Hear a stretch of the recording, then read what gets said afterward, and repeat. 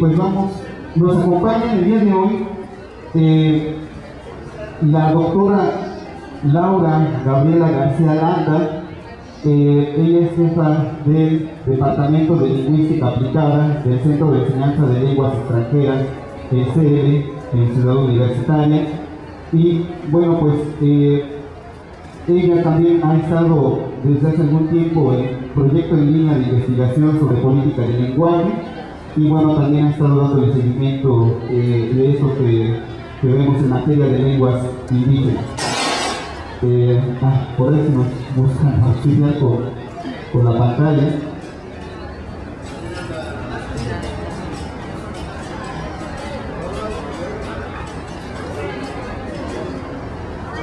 Bueno, pues continuamos. Pues de verdad es un honor contar con la doctora Laura García Landa en este espacio. Es la primera vez que ella va a tener la experiencia de dar una ponencia al aire libre, así públicamente. Le estamos dando la cordial bienvenida a los que nos dedicamos a lenguas indígenas, porque los que andamos en lenguas indígenas estamos acostumbrados al aire libre, a los espacios comunitarios, a este tipo de elementos como el que se acaba de suscitar. Y pues bienvenidos porque a nuestro ambiente, ¿no? A nuestro mundo. Y bueno, la doctora García Landa el año pasado todavía tuvo un premio, Sor Juana Inés de la Cruz. De verdad es un honor tener a un nivel doctorado que esté con esa sencillez de compartirnos en este espacio su trabajo del día de hoy. Pues les pido un fuerte aplauso, por favor, para la doctora Laura García Landa.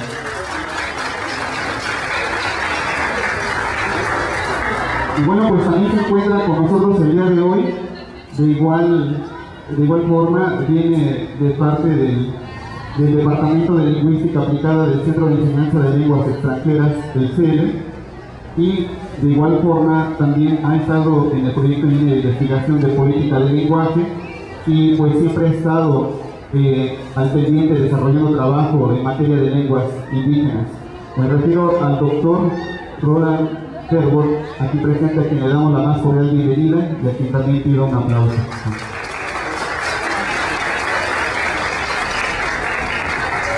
Pues vamos a dar inicio, vamos a comenzar con la doctora Laura Gabriela García Landa. Pues le cedemos la palabra. Gracias.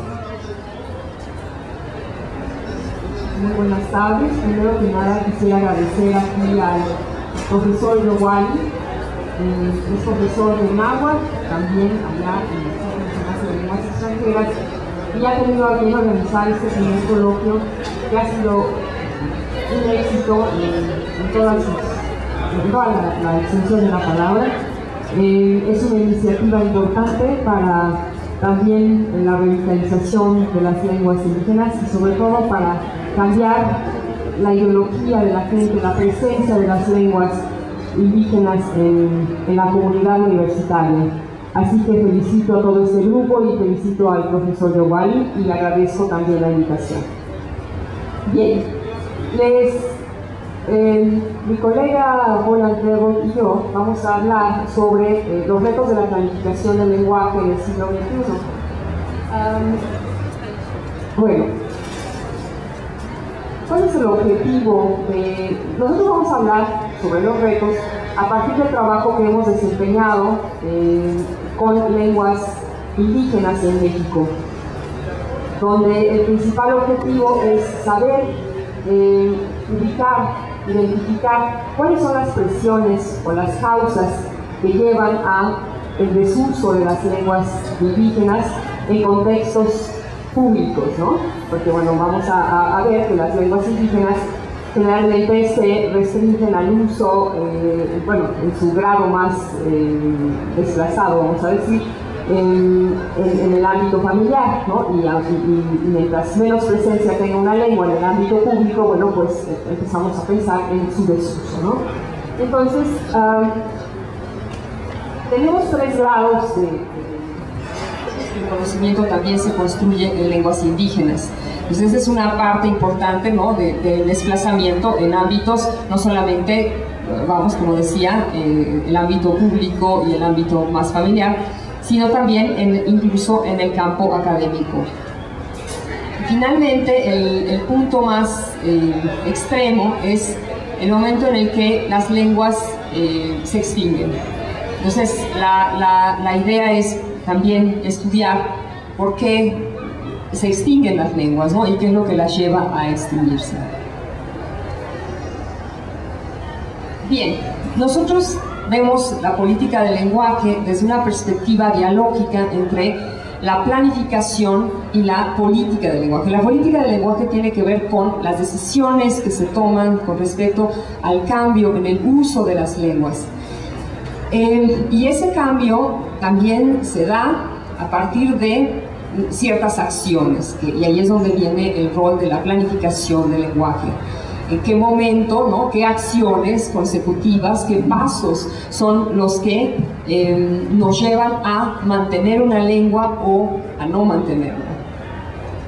Y entonces es una relación dialógica porque pensamos que la planificación del lenguaje y la política del lenguaje, la toma de decisiones y las acciones se retroalimentan, ¿no? Es decir, nosotros tomamos una decisión de no usar una lengua más en un entorno, y las acciones que vienen después pueden ser múltiples. Puede ser que haya gente que esté totalmente de acuerdo con esa acción, pero puede ser que haya mucha gente que no esté de acuerdo con esa acción y que haya una serie de reacciones con respecto a esa decisión. Y por supuesto, las reacciones que hay ayudan a que esas decisiones también cambien, ¿no? Entonces, y viceversa, ¿no? También puede ser que haya una iniciativa de algún grupo de revitalizar alguna lengua y se llegue, a fin de cuentas, a una política lingüística, ¿no? A una decisión sobre el uso de una lengua. Por eso pensamos que es dialógico. Ahora, cuando pensamos en planificación del lenguaje, pensamos en, primero que nada, la importancia de la investigación. ¿Para qué? Pues para documentar. No hay manera de darnos cuenta de qué está sucediendo en cada entorno particular si no conocemos si no se documenta al respecto, ¿no? De tal suerte que la gente también sepa qué está sucediendo en cada región, en cada entorno particular. Porque a fin de cuentas, aunque las lenguas estén presentes como lo vemos en la universidad, las lenguas originarias estén presentes en la universidad, muchas veces no sabemos a ciencia cierta cuántos hablantes hay de las lenguas originarias y quiénes las están usando y cómo las están usando y demás. Entonces esta cuestión de documentar a través de la investigación se vuelve una cuestión fundamental.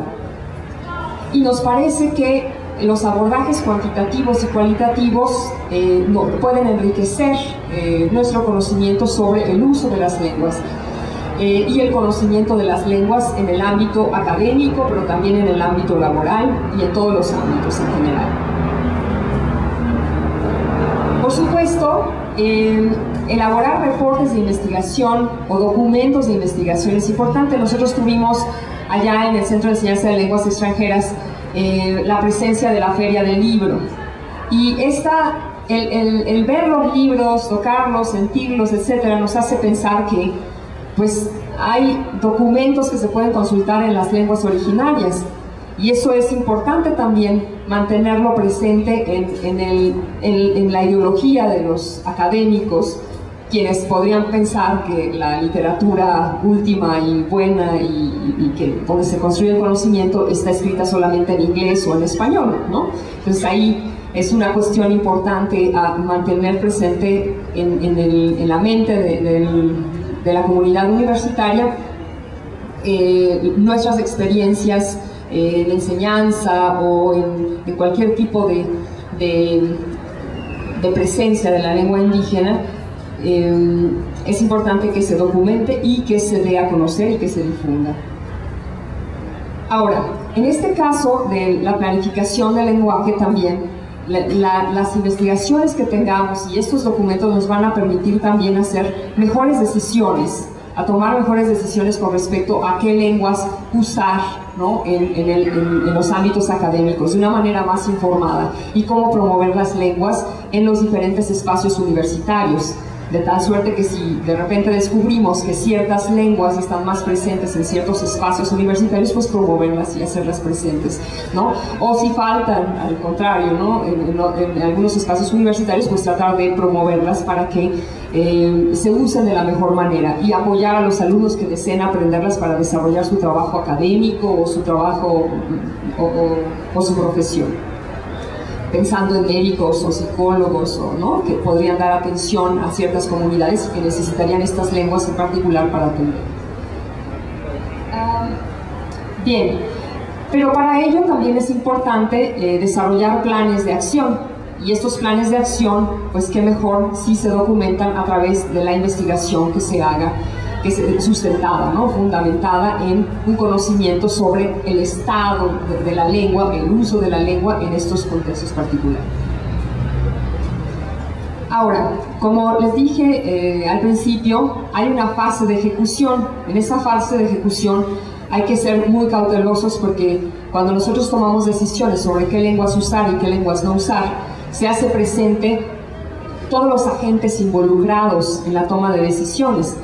Vamos a decir que, bueno, si bien nosotros podemos decir que uno toma las decisiones, a la mera hora no es la persona de la voz ni el que escribe la ley la única persona que toma las decisiones. Las decisiones se toman por todos los agentes que están involucrados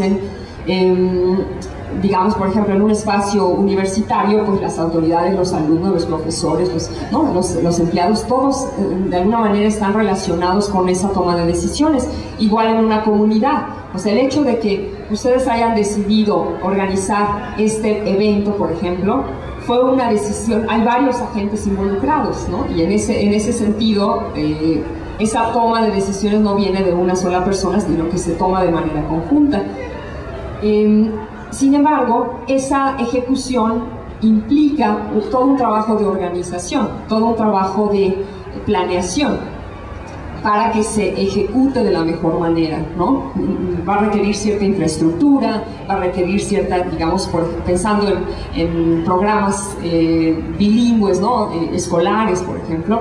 ¿Cómo podría plantearse la enseñanza de una lengua si no contamos con profesores, por ejemplo, si no contamos con material de enseñanza, etcétera? Entonces, estas cuestiones que aparentemente no son, pensando por ejemplo en la SEP, ¿no? Que toma mucho este tipo de decisiones así de, bueno, vamos a implementar la enseñanza de lenguas indígenas o de inglés o de lo que sea, y de repente pues no tiene la infraestructura para montar esta decisión, ¿no? Para que esta decisión tenga un efecto real ya en el aprendizaje de los alumnos. Por ello es importantísimo mantener todo el tiempo una constante evaluación. O sea, en todos los procesos de la planificación son procesos que requieren distanciarse un poco ahora sí que del proceso mismo, y evaluar si las acciones que se están haciendo son las correctas o no, porque hay una serie de factores que pueden intervenir en cualquier toma de decisiones. Por ejemplo, vamos a pensar en los factores migratorios de repente en una comunidad, los cambios de autoridades, una serie de factores que pueden estar interviniendo, que nos van a mover la estructura original. Entonces, siempre estar pensando que tendremos que estar evaluando constantemente cada paso de la planificación. Y lo mismo al final, no pensar que es una planificación para siempre, sino que pensar que esta planificación tendrá sus momentos también de evaluación general, ¿no? Para hacer reestructuraciones, y también con base en las reacciones de los diferentes agentes, ¿no? Hay agentes que a lo mejor ni siquiera habíamos contemplado y de repente se vuelven agentes muy importantes que nos hacen cambiar los planes. Entonces, esa parte de la evaluación es muy importante. Entonces, la planificación del lenguaje implica considerar las presiones para el desuso de las lenguas indígenas o de las lenguas originarias, pero con relación a estas otras lenguas que están presentes en las comunidades en las que nos encontramos. Especialmente, como vemos, las lenguas originarias con respecto al inglés, ¿no? A la presión por aprender inglés hoy en día, o a la presión por aprender el español, ¿no? Y para ello, bueno, nosotros, como les decía, pensamos que hay una relación dialógica, una relación que pensamos que es importante ver o situar a las lenguas en un esquema de ecología de presiones, ¿no? Ver las presiones, las causas que nos hacen mantener ciertas lenguas o desplazar ciertas lenguas o usar o desusar ciertas lenguas. Para ello les voy a dejar con Roland Trevor, quien les va a hablar del modelo de ecología de presiones.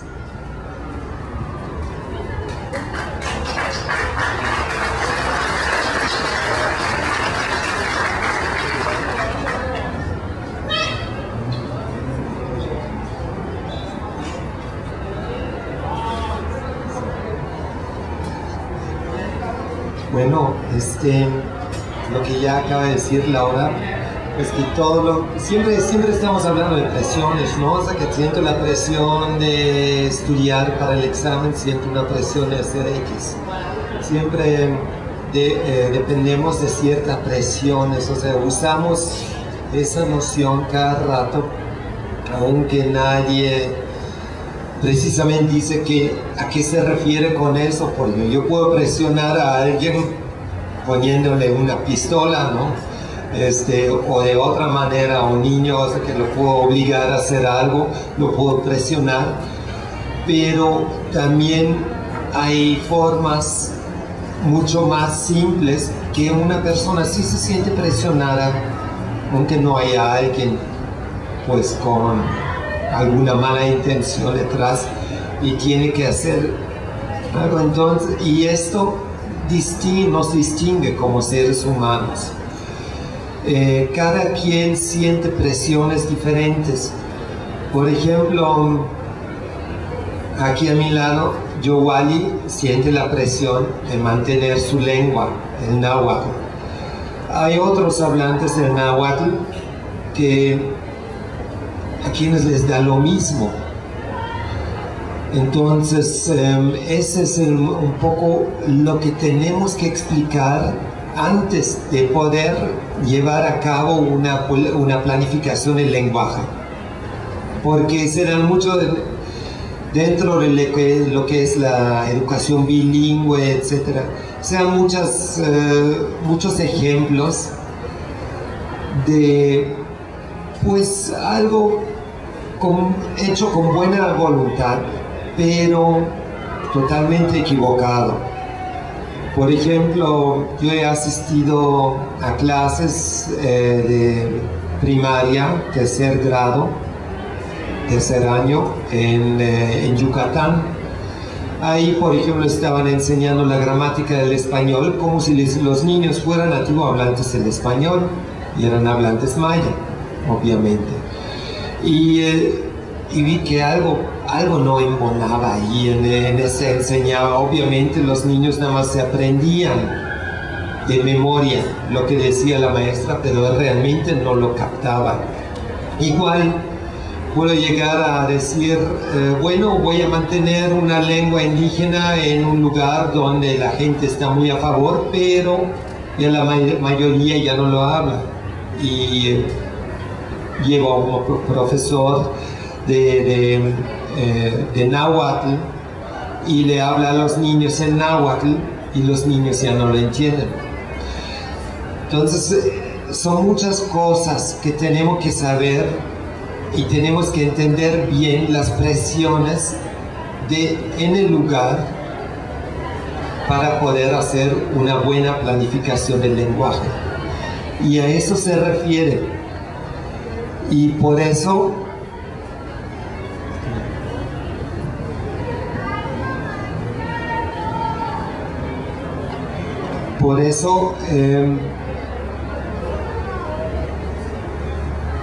bueno, es que aquí se ve todo muy pálido en esta pantalla, ahí también, pero se ve un poco mejor.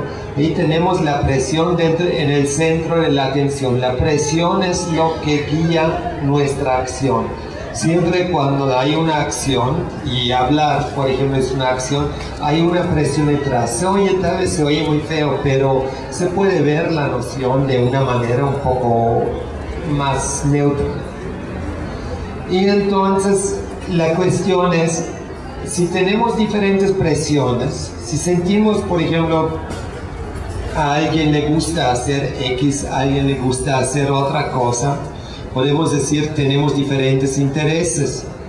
Entonces dijimos, bueno, ¿qué es lo que guía la presión? En primer lugar, es que la presión, lo que ya dije, nos lleva a la intención, a la acción. Y lo que causa la presión es el propio interés. Si a mí me gusta ver una película, pues siento la presión de ir al cine. Si no me gusta la película, no siento esa presión, o sea que no tengo el interés. Así los humanos tenemos diferentes intereses y así tenemos diferentes presiones. Y hay otro componente que en primer lugar lo llamaríamos el estado del mundo. Es una noción un poco filosófica de Alfred Schütz, Jerome Brunner, etc., que usan esa noción. Pero para hacerlo más simple, es el contexto total dentro del que yo voy a llevar a cabo una acción. Y el contexto puede ser el pueblo indígena, donde se está hablando la lengua, porque ven que pues dentro del pueblo tal vez la persona siente la presión de hablar en náhuatl. Fuera del pueblo ya no la siente, como ejemplo. Y dentro de lo que es el estado del mundo tenemos la competencia. La competencia es quien habla bien el náhuatl o quien habla bien X lengua. Siempre hay una competencia. Así los profesores de lengua manejan los exámenes, ¿no? Según están haciendo un examen de la competencia de la persona en X lengua que se lleva a cabo. Pero nosotros tenemos con esa noción de competencia, tenemos un problema. O sea, ahí sí nos han criticado. Por ejemplo, nosotros decimos la competencia es algo muy individual. Yo como persona tengo que adquirir un sistema, que puede ser la lengua inglesa, la lengua española, a la perfección. Esa sería la competencia. Pero nosotros pensamos tal vez no sea tanto la competencia, y tal vez, bueno, no estén de acuerdo los profesores de náhuatl que sean de Milpalta, porque ellos tienen esa idea, por lo que he visto hasta ahora, porque quieren enseñar el náhuatl clásico correcto, como dicen. Pero ¿qué tal si nada más se aprende a comunicar en náhuatl de tal manera que el otro me entienda? Eso es algo diferente, un poco diferente, no exactamente, totalmente diferente, pero algo diferente. Tengo ahí un ejemplo de dos personas que me platicaron que fueron a Tailandia. Estuvieron en el restaurante y en Tailandia, bueno, obviamente tenían que hablar en inglés porque no sabían el tailandés. Eran dos mexicanas y una tenía un resfriado y quería tomar una limonada sin hielo. Entonces le dijo a la mesera, como es correcto en inglés, lemon without ice. Y cuando recibió el vaso con limón, tenía más hielo que normalmente. Lo que entendió la mesera era lemon y ice. Lo demás no lo entendió. Pues quiero mucho hielo. Entonces dijo lemon no ice. Eso no es correcto en inglés, no es competente. Pero la mesera entendió y le dio la limonada sin hielo. Entonces, en este caso, hablando bien el inglés, no fue un éxito, pero hablando el inglés gramáticamente incorrecto, salió exitoso. Y así en muchas situaciones, cuando simplemente nos estamos comunicando, no tenemos que hablar correctamente, o sea, competente, simplemente que el otro me entienda, y yo tengo que aprender qué es lo que entiende el otro. Tenemos que conocerlos, y eso lo llamamos nosotros facilidad compartida. A veces queda perfectamente con la competencia, o sea, idéntica, la facilidad compartida, y a veces no.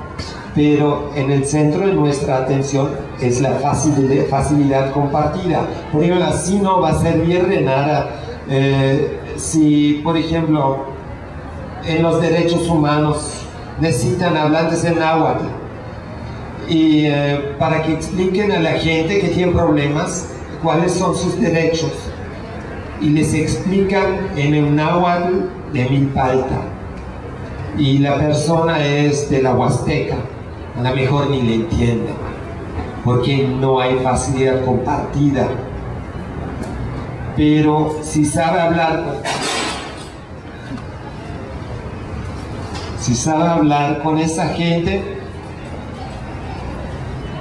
y hay facilidad compartida, entonces sí es exitoso. Y de eso se trata en cuanto a la facilidad compartida.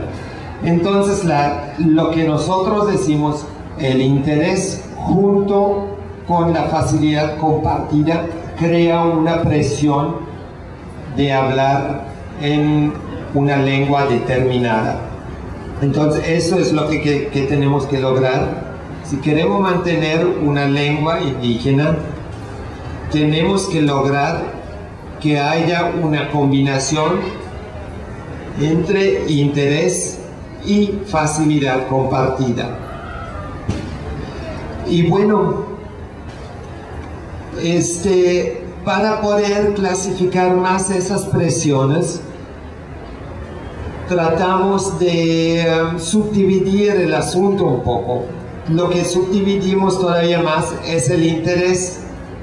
Hay diferentes intereses. Yo ya les dije, por ejemplo, a mí me puede interesar mucho el cine, pero determinada película es el cine. A otra persona no le interesa. Entonces, pero también hay otros intereses que son muy esenciales de nosotros, de nuestro cuerpo humano, y varían relativamente poco. Digamos, todos sentimos hambre, y entonces crece un interés, el interés de comer. Todos sentimos frío, sobre todo ahorita aquí, ¿no? Entonces todos tenemos la necesidad, el interés de vestir algo caliente. Y así hay diferentes necesidades que son propias de nuestro cuerpo. Igual que, por ejemplo, podemos compararnos con algunos animales. Por ejemplo, nosotros sí necesitamos dormir, y para eso necesitamos un lugar adecuado, que puede ser una cama, que puede ser una hamaca, pero algo donde nos podemos acostar. A diferencia de una ave o la gallina, por ejemplo, que puede dormir perfectamente en una ramita. Estos son también, ahí depende del cuerpo. Entonces hay diferentes intereses que depende del cuerpo, pero quiero regresar todavía a lo que es la competencia y la facilidad compartida. Ahorita me cuesta trabajo leerlo porque para que se entienda qué está pasando dentro de esta comunidad. Llevar a cabo investigaciones en los niveles macro, meso y micro. Eso significa, podemos decir, micro sería como a nivel escuela, meso más bien a nivel comunidad o a nivel de una región indígena, y macro podría ser a nivel nacional o regional. predecir el efecto de las acciones de la planificación del lenguaje. Eso es algo casi tan difícil como predecir los sismos, pero tenemos que ir para allá y por lo menos intentarlo y mantener y revitalizar las lenguas originarias, que también obviamente es un reto muy grande. A ver cuántas se van a morir antes de que se encuentre la fórmula correcta para hacerlo, ¿no? Y llevar a cabo una enseñanza de lengua satisfactoria para el país. Eso también incluye a las lenguas extranjeras, porque también son necesarias. O sea que no es, cuando estemos promoviendo las lenguas indígenas, excluir a otras lenguas por completo. También hay otras necesidades. Y bueno, yo les digo, en la única lengua que sé un poco es Diospoatic, en maya, que es muchas gracias.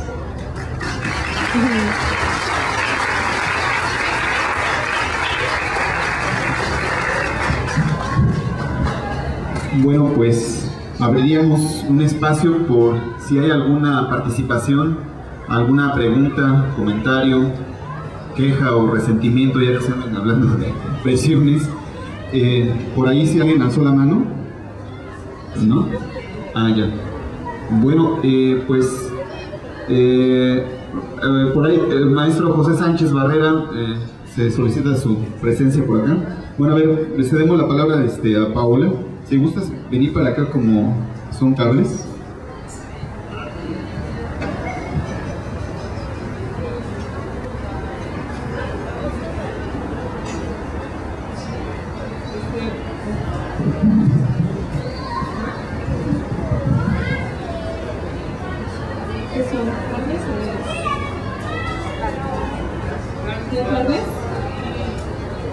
Buenas tardes a todos.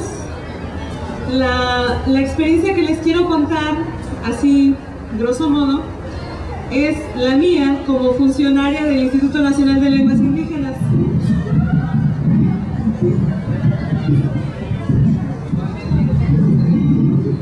Abordando esta real problemática acerca de la pérdida de la vitalidad de nuestras lenguas indígenas mexicanas, en el Instituto Nacional de Lenguas Indígenas también nos enfrentamos a esta enorme y grave pérdida de al menos toda una familia lingüística al norte del país, en el estado de Baja California. Estamos hablando de 5 lenguas que componen toda una familia lingüística y todas ellas se consideran en muy alto riesgo de desaparición y alto riesgo de desaparición. Entonces nosotros, como parte del Departamento de Política y Planificación de Lenguas Indígenas, nos enfrentamos al reto de diseñar políticas que funcionen para que estas lenguas no mueran, ¿sí? Entonces tenemos al menos un caso que es el más grave de todos, que es la lengua quiligua. Esta lengua está compuesta por 5 hablantes nada más, ¿no? Entonces ya no quedan muchos hablantes en esta comunidad, solamente una persona está dispuesta a enseñar su lengua, ¿sí? Esta persona tiene características que podríamos decir que de las cuales tenemos nosotros que tomar en cuenta para poder planificar una enseñanza de esta lengua a las nuevas generaciones. La pregunta del momento es cómo llevar a cabo esas acciones. Sin lugar a dudas nos enfrentamos a una terrible problemática, ¿sí? Porque bueno, tomando en cuenta aspectos de la comunidad, ¿sí? Como por ejemplo, cuántas de esta comunidad quiligua, cuántos niños son, de qué edades, ¿sí? Si ellos están aptos o desean aprender el quiligua como una segunda lengua, ¿sí? Entonces también se suman a ello características importantes de los padres, ¿sí? De los familiares, si desean que estos niños aprendan o no estas lenguas indígenas, ¿no? El quiligua, por ejemplo. Entonces es verdad que nosotros como planificadores del lenguaje tenemos que tomar una serie de cuestiones muy en cuenta, ¿no? Tenerlas muy presentes. La primera es crear un consenso en la comunidad y decirles, ¿quieren que la lengua no se pierda? Y si ellos dicen sí, entonces nosotros tenemos que tratar de ver la manera de cómo resarcir ese desplazamiento lingüístico, ¿no? Entonces, bueno, esta es una experiencia que yo les quería contar como funcionaria del Instituto Nacional de Lenguas Indígenas. Rápidamente también les quiero hacer una invitación a que se acerquen por favor al instituto, ¿sí? Para que conozcan toda la riqueza lingüística que tenemos, ¿sí? Y en especial cambiar nuestras actitudes hacia estas lenguas indígenas es lo principal y lo más importante que nosotros tenemos que hacer, ¿sí? Entonces, eso es todo. Muchas gracias.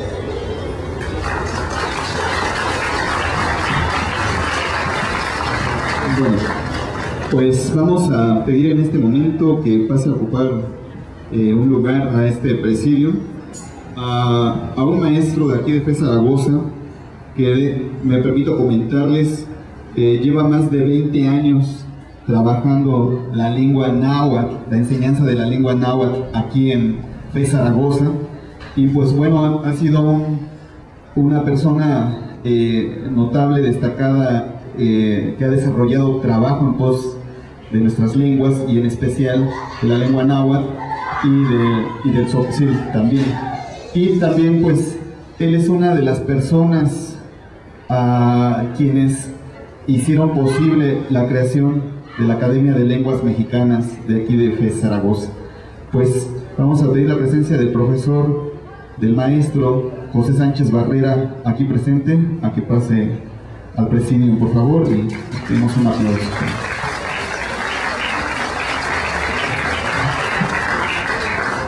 Y pues le vamos a pedir también que nos haga su comentario al respecto del tema de hoy, que es la planificación, los retos de la planificación del lenguaje. Pues, adelante, maestro. Este micrófono también, bueno. Bueno, el trabajo de los compañeros de la universidad, la doctora Laura y Roland, que deberíamos mejor mexicanizarlo y que se llame Rolando, al fin que de mexicano ya tiene mucho, ya se fue a una comida en mi oficina, que es una excelente cantina que está a unas cuadras de acá. Si puede comer botana mexicana, es mexicano.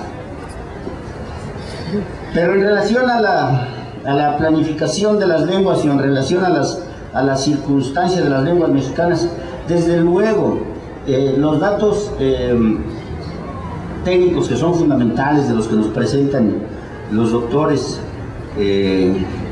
Laura y Rolando, esos son fundamentales para la tarea por venir, pero hay una tarea intermedia que es de índole política y es la que ha tenido que sufrir todo México desde hace muchos años. El lema de este coloquio fue a más de 4.000 años de ser mexicanos, y alguien nos preguntó, pero ¿a poco es porque le están respondiendo a los festejos de 200 años de independencia? En sentido estricto no les estamos respondiendo, pero sí estamos señalando una circunstancia que ha quedado oculta o que se pretende ocultar.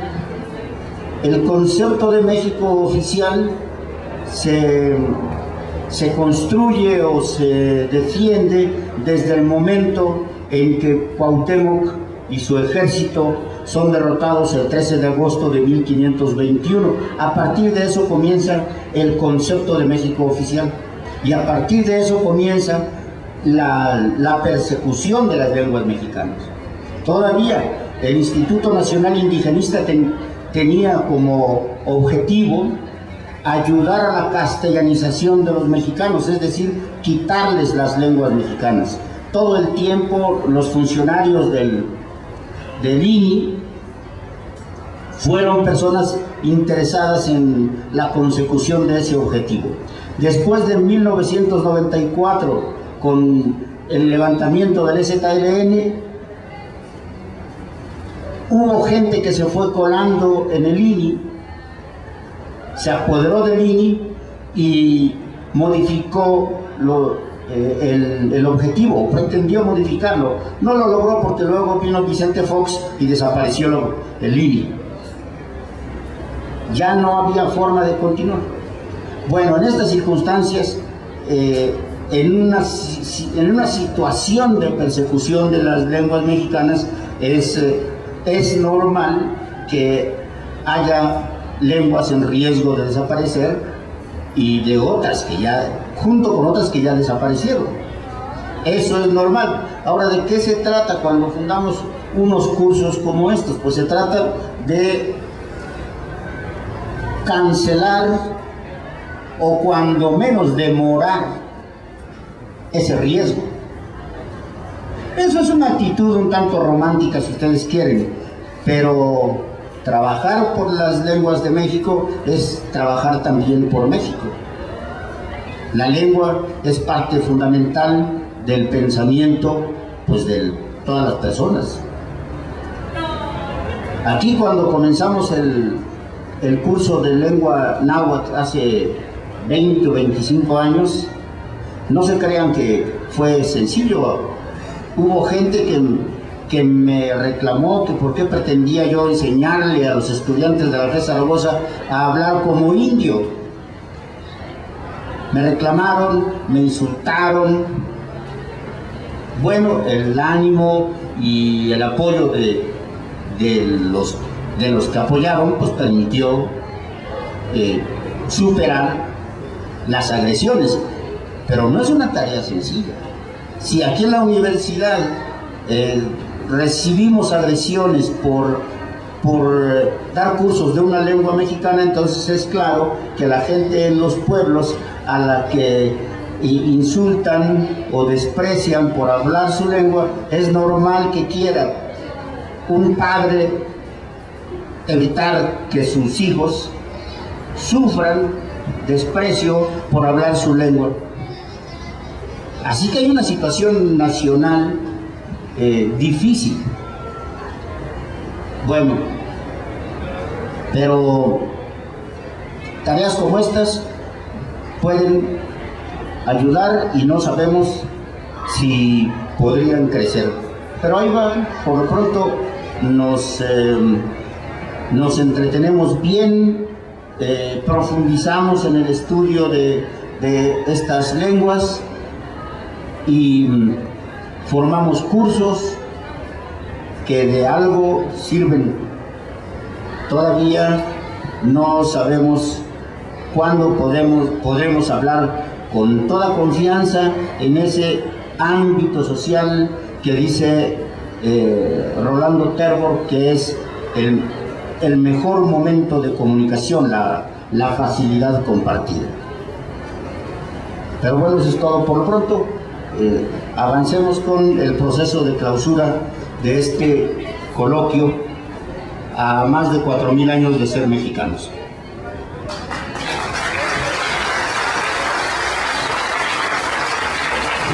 Antes de pasar a esta fase de clausura del coloquio, quisiéramos permitirle a la doctora Landa y al doctor Terborgh hacer un último comentario al respecto de su participación.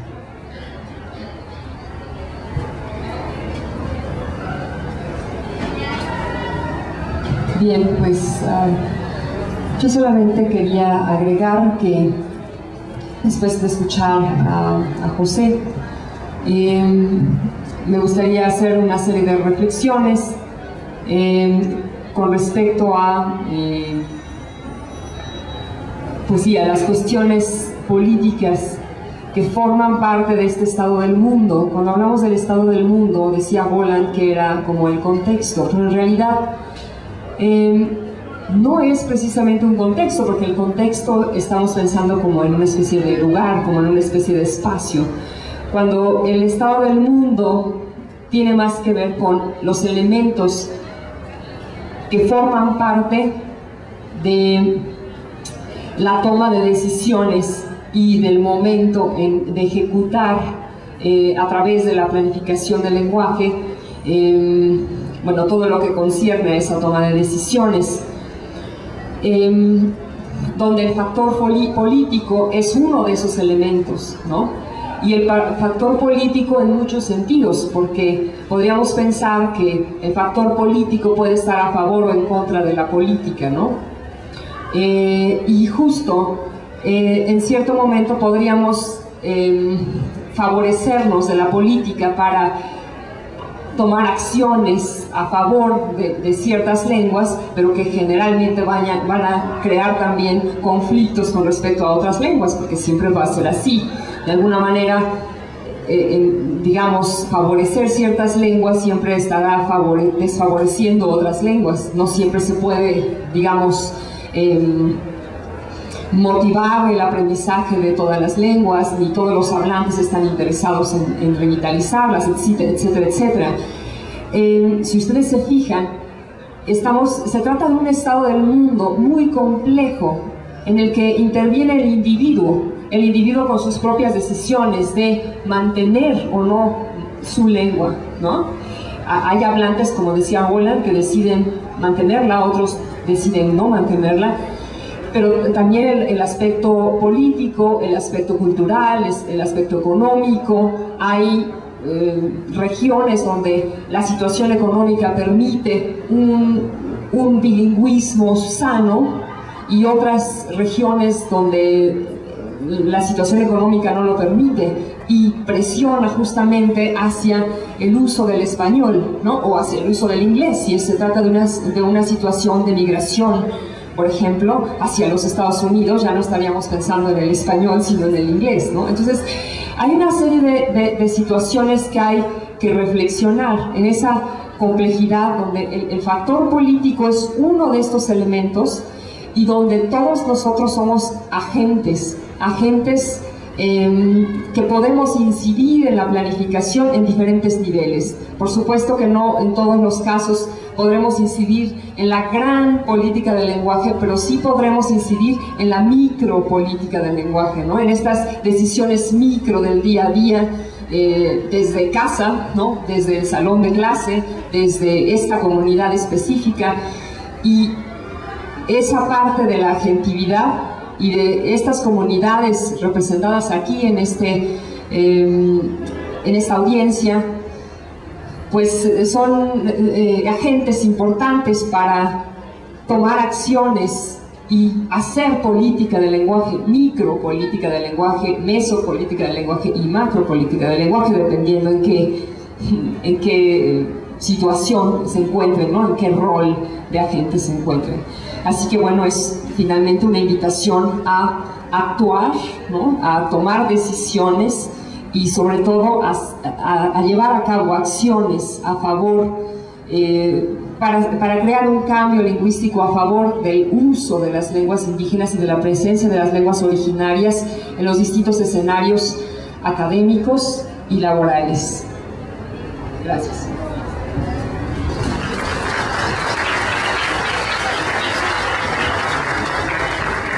Bueno, yo primero quería dar las gracias a Yowali y especialmente al maestro José por nacionalizarme. Y quería dar nada más unas ideas para reflexionar en referencia a lo que acaba de decir Laura. Nada más unos ejemplitos. Primero, estamos pensando siempre en un conflicto entre español y lenguas indígenas, o en otros lugares hay entre el inglés y lenguas indígenas, pero no solamente es entre español y lenguas indígenas, también es entre lenguas indígenas.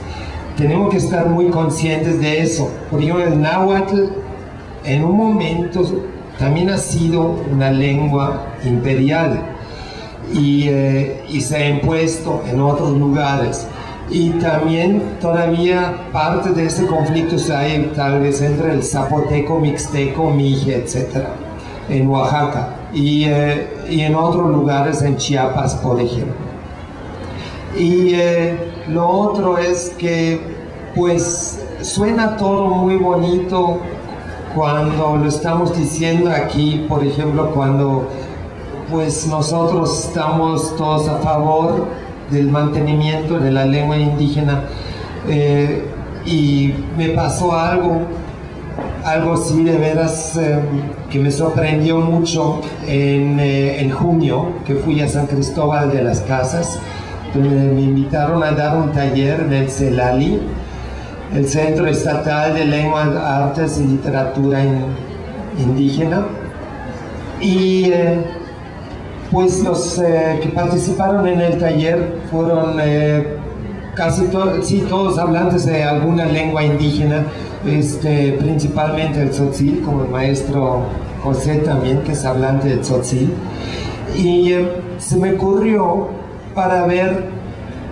cómo se puede defender ese asunto de mantener la lengua, porque el argumento principal que ha sido antes, después de la Revolución Mexicana, fue más bien, tenemos que, así decía, civilizar a los indios para que puedan incorporarse a la vida del país, y eso significaba castellanizarlos.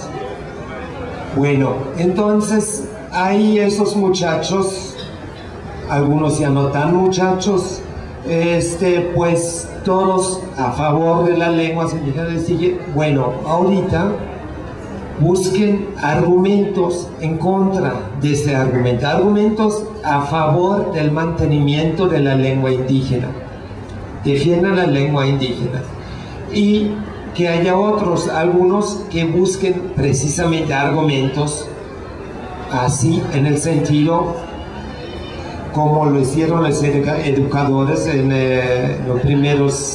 las primeras décadas del siglo pasado, a favor de la castellanización, de que desaparezcan las lenguas indígenas.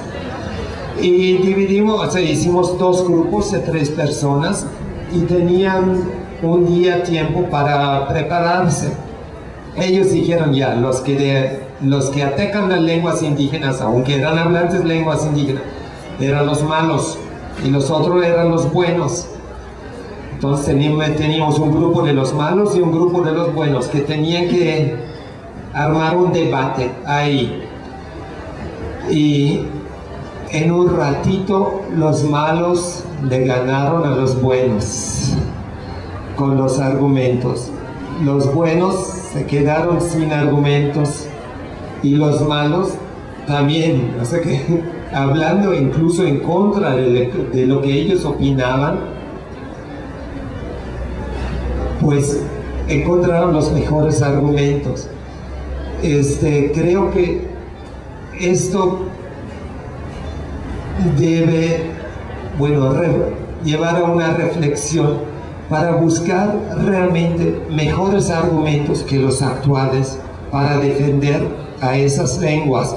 Y ahí creo que hay que dejar de hablar siempre de lenguas, más bien tenemos que pensar en los hablantes, porque debe estar en el centro del enfoque el hablante de la lengua, no la lengua como tal, como sistema abstracto.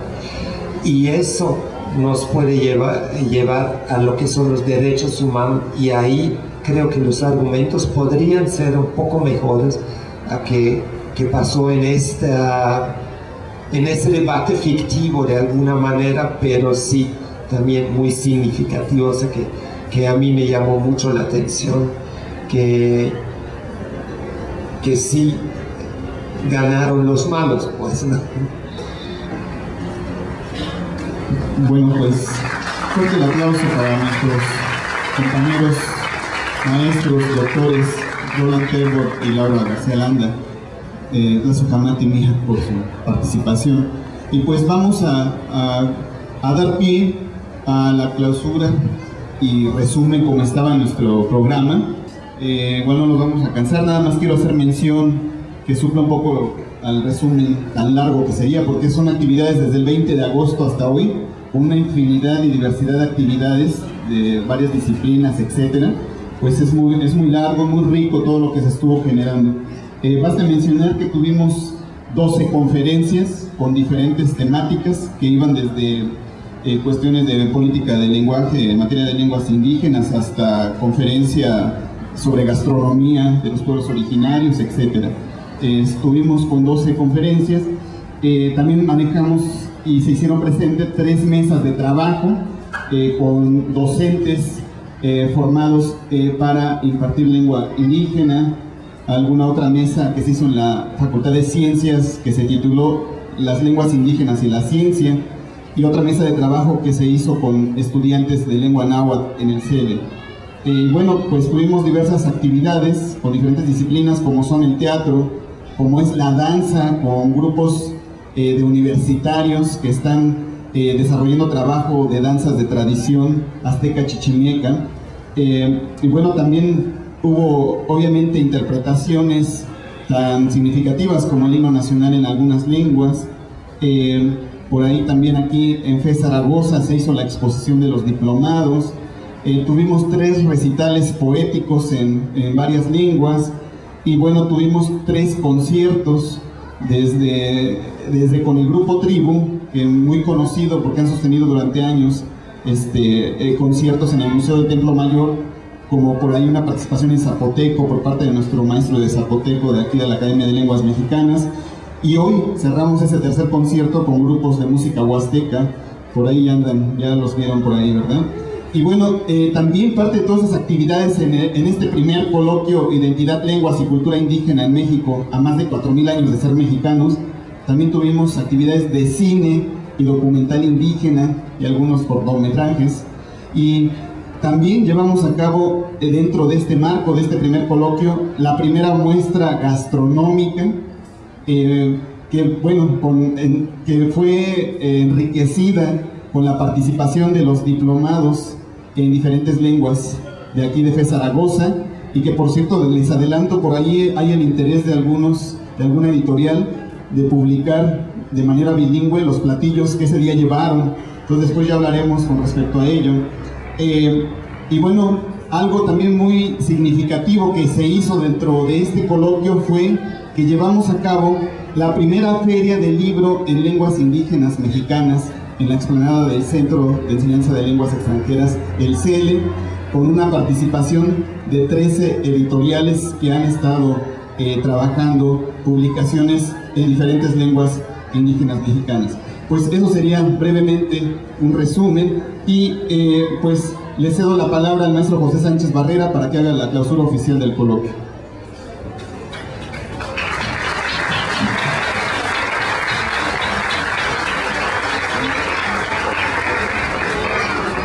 Bueno, como estamos sobre el tiempo, ya sin más demora, siendo las 13:41, declaremos que este coloquio, el primer coloquio Identidad, Lenguas y Cultura Indígena en México, a más de 4000 años de ser mexicanos, este coloquio queda clausurado y nos vemos el próximo año.